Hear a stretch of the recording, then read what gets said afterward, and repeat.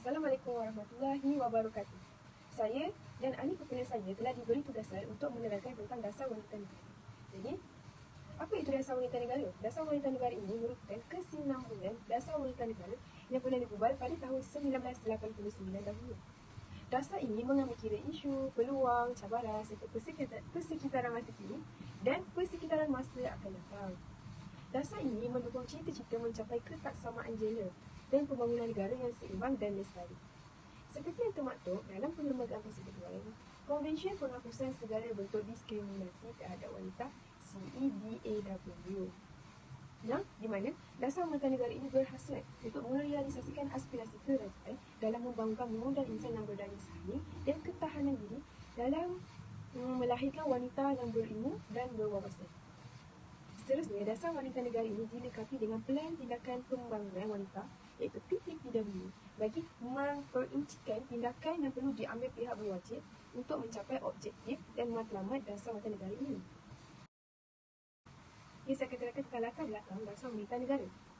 Sumbangan wanita sama ada sebagai isteri, ibu, pekerja dalam pembangunan bangsa negara ini amat penting.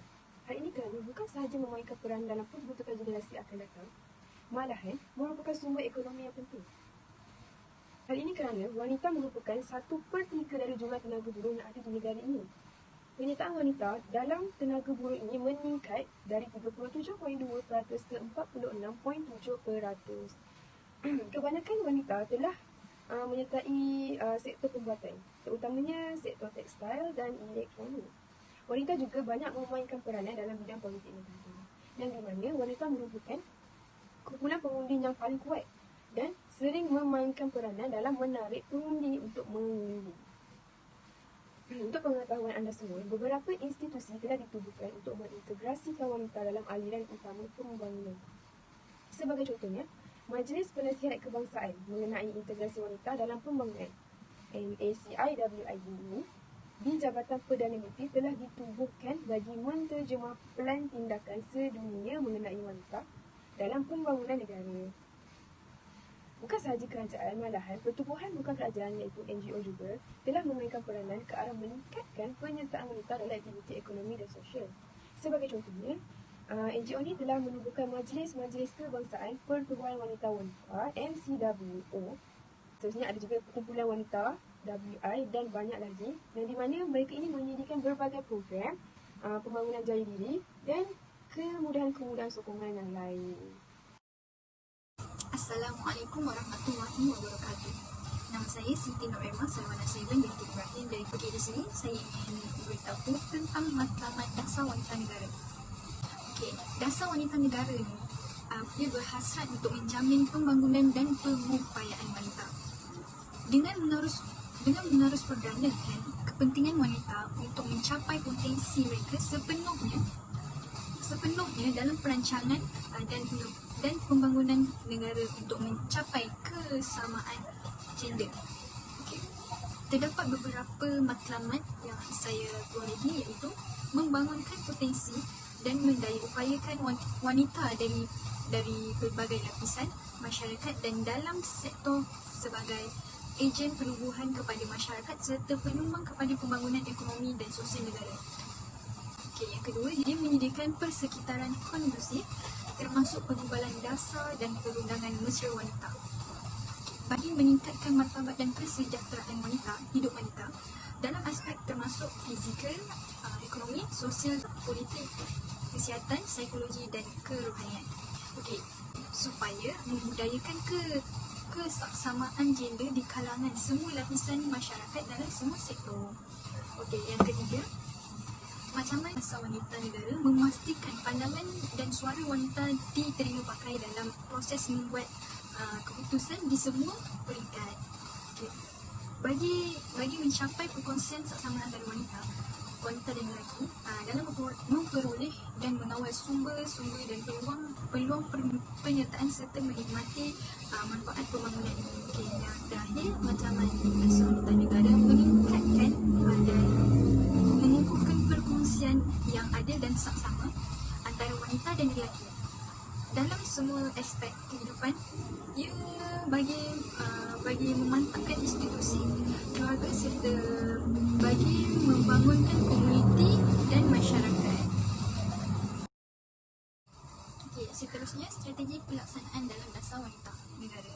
Okey, strategi yang telah digariskan bagi melaksanakan dasar ini ialah mengarus perdanakan perspektif gender dalam pengembangan dasar dan pengembangan perancangan, pelaksanaan dan penilaian program, projek dan menyediakan bajet untuk pembangunan. Okey, seterusnya strateginya ialah meningkatkan komitmen di kalangan badan eksekutif, badan perundangan dan badan kehakiman termasuk pembadan dasar, pembuat keputusan dan pihak penguatkuasa di sektor awam dan swasta, serta sivil bagi menghormati dan memelihara martabat wanita. Okey, yang ketiga strateginya ialah mengkaji semula undang-undang dan peraturan yang telah ditetapkan, yang telah disediakan untuk membuat undangan dan peraturan baru bagi tiada mendiskriminasikan berasaskan gender, perlindungan, keselamatan dan hak-hak wanita yang terpelihara dan mengambil penguatkuasaan undang-undang bagi penggunaan berkesan secara berkesan. Okay. Seterusnya strategi pelaksanaan dasar wanita negara, dia melaksanakan sepenuhnya penganalisaan dan pengaplikasian data dan maklumat oleh agensi-agensi kerajaan, pihak swasta dan pertubuhan bukan kerajaan mengikut pecahan jantina lelaki bertujuan untuk perancangan, pelaksanaan, pemantauan dan penilaian program. Okey, yang terakhir sekali, memperkukuhkan dan meningkatkan taraf sosioekonomi wanita melalui kerjasama dan sinergi antara agensi kerajaan, sektor swasta dan pertubuhan bukan kerajaan di peringkat nasional dan antarabangsa. Assalamualaikum warahmatullahi wabarakatuh. Saya Syafiqah Kristina binti Saiful Mizan. Antaranya adalah Jentera Nasional bagi Perintegrasian Wanita dalam Pembangunan. Hawa hendaklah mempunyai hubungan yang berfungsi dengan semua kementerian lain. Ia hendaklah bertindak sebagai pusat penyelaras, pengesan dan pemroses isu-isu yang dikemukakan kepada Nasiwin untuk mendapat pandangan, nasihat dan syur-syur untuk tindakan pihak kerajaan dan pihak-pihak yang berkenaan. Usaha bagi memperkukuhkan Hawa hendaklah termasuk program-program latihan pegawai dan kaki tangan urus setia supaya Hawa akan bertambah cekap dan dynamik. Pengagihan bekalan sewajar dengan tugas dan fungsi Hawa yang lebih luas hendaklah ditentukan. Yang kedua adalah kesihatan. Mewujudkan satu dasar kesihatan negara yang mengambil kira keperluan dan taraf kesihatan kaum wanita. Konsep kesihatan yang komprehensif hendaklah meliputi aspek kesihatan jasmani, mental dan emosi. Satu mekanisme hendaklah diwujudkan bagi memudahkan penyertaan berbilang sektor bagi menjamin penyebaran perkhidmatan kesihatan yang sama rata di semua kawasan serta meningkatkan usaha yang cekap dan berkesan sejajar dengan patriotik-patriotik tempatan. Ia juga menggalakkan perkembangan ilmu dan amalan perubatan secara moden dan juga tradisional. Yang ketiga adalah pendidikan dan latihan. Penghapusan gambaran-gambaran yang merendahkan maruah di imej wanita, memudahkan penyertaan wanita dalam bidang-bidang yang diminati, meyakinkan wanita untuk mengambil peluang, latihan bagi menceburi diri dalam lapangan sains dan teknologi moden, memasukkan pendidikan kekeluargaan dalam semua kursus pendidikan dan latihan kerjaya untuk lelaki dan wanita. Menyemak dasar pengambilan dan pelaksanaan tugas institusi bagi menjamin diskriminasi terhadap wanita tidak diamalkan. Meluaskan lagi peluang-peluang latihan vokasional untuk wanita serta mengiktirafkan kemahiran wanita dalam bidang latihan dan pekerjaan. Menekankan institusi pendidikan dewasa serta peluang pendidikan sepanjang hidup agar kaum wanita dapat terus mengembangkan pengetahuan dan kemahiran mereka. Institusi-institusi swasta hendaklah diawasi supaya mereka tidak meneruskan diskriminasi terhadap wanita ataupun mengekalkan gambaran yang menghina kenyataan wanita. Dasar wanita negara hendaklah meliputi semua sektor maupun kerajaan ataupun swasta. Yang keempat adalah undang-undang. Menyemak dan mengemaskini undang-undang yang kurang berkesan, melibatkan wanita dalam penggumbalan pelaksanaan undang-undang, mengadakan biro pengaduan dan nasihat yang mudah didapati untuk wanita, memberi pengetahuan mengenai hak individu di sisi undang-undang, menggubal undang-undang perlindungan daripada keganasan rumah tangga, pemberhentian dan eksploitasi dalam pekerjaan dan bagi masa rohul dan keganasan. Ia juga mewujudkan undang-undang keluarga yang saksama yang memelihara dan mempertahankan hak ibu kandung dan bagi menyelesaikan pertikaian keluarga dan adil serta berperkemanusiaan. Yang kelima adalah pekerjaan. Dari segi pekerjaan, dipertingkatkan penyertaan wanita dalam bidang pemberdayaan sosial, ekonomi dan politik. Isi seterusnya yang saya akan huraikan adalah pendekatan pelaksanaan. Bagi memastikan matlamat dasar wanita negara tercapai dan PTPW dapat dilaksanakan dengan berkesan, beberapa pendekatan digariskan. Terdapat 5 pendekatan. Semua agensi kerajaan, sektor swasta, pertubuhan bukan kerajaan dan masyarakat sivil perlu mengambil tindakan sebagaimana ditetapkan di bawah PTPW. Yang kedua, sumber manusia yang berpengetahuan, terlatih dan peka gender dengan kepakaran khusus hendaklah disediakan dan sumber kewangan hendaklah mencukupi. Yang ketiga, langkah-langkah sementara serta affirmative action atau sistem kuota wajar diambil untuk memajukan wanita yang layak dan berkebolehan dalam semua sektor. Yang keempat, perancangan, penyelarasan, pemantauan dan penilaian aktiviti-aktiviti di bawah PTPW dipertanggungjawabkan kepada agensi pelaksana yang berkenaan mengikut bidang kuasa masing-masing. Yang kelima, pewujudan pangkalan data pusat untuk mengintegrasikan data berdasarkan gender dari pelbagai sumber termasuk agensi kerajaan, sektor swasta dan pertubuhan bukan kerajaan. Yang keenam, pewujudan multi-sektor sinergi di kalangan semua agensi kerajaan, sektor swasta, pertubuhan bukan kerajaan dan masyarakat sivil. Yang terakhir adalah KPWKM bertindak sebagai agensi teraju bagi menyelaraskan aktiviti advokasi, pemantauan dan penilaian secara keseluruhan termasuk kajian semula persesuaian dasar dan strategi pelaksanaan PTPW setiap tahun sekali atau mengikut keperluan.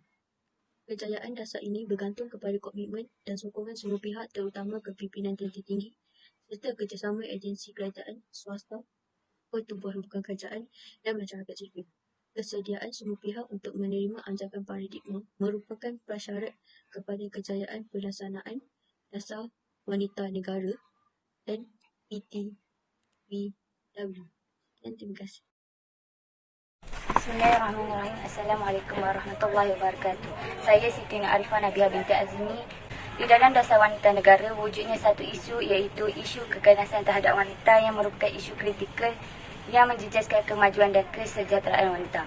Antara perkara yang dikategorikan keganasan terhadap wanita ialah perbuatan yang meliputi ugutan atau paksaan dalam melakukan sesuatu yang boleh mengakibatkan kecederaan fizikal, seks dan psikologi wanita sehingga menyebabkan hak kebebasan wanita terbatas.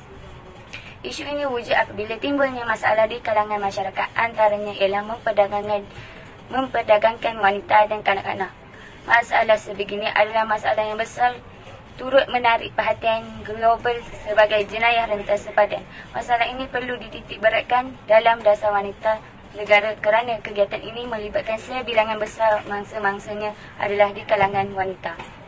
Mereka dipaksa untuk melakukan kegiatan mengeksploitasi seks, perkhidmatan, penjualan organ dan sebagai keldai dadah seterusnya. Perkara-perkara lain yang menyalahi undang-undang. Perkara ini menjadi serius apabila hampir 2.5 juta manusia dari 127 buah negara telah diperdagangkan di seluruh dunia. Assalamualaikum warahmatullahi wabarakatuh. Nama saya Siti Hussain. Dalam tajuk ini, saya akan membahas tentang bentuk-bentuk diskriminasi wanita dalam sektor pekerjaan. Yang pertama, diskriminasi upah. Wanita membentuk hampir separuh daripada populasi penduduk di seluruh dunia yang terlibat dalam pekerjaan dan 65% daripada yang merupakan pekerja sepenuh masa. Seterusnya, pembahagian pekerjaan mengikut gender ataupun jantina. Perubahan ekonomi yang besar di Malaysia telah mengakibatkan perubahan dalam komposisi pekerjaan terutama daripada sektor pertanian kepada perindustrian berorientasi ekspor. Pembangunan ekonomi ini telah mewujudkan pekerjaan bagi golongan wanita dengan adanya peluang pekerjaan dalam industri pembuatan. Yang ketiga, gangguan seksual di tempat kerja. Gangguan seksual merupakan suatu fenomena negatif yang berlaku di tempat kerja yang boleh memberi kesan buruk kepada pekerja yang menjadi mangsa, terutamanya wanita.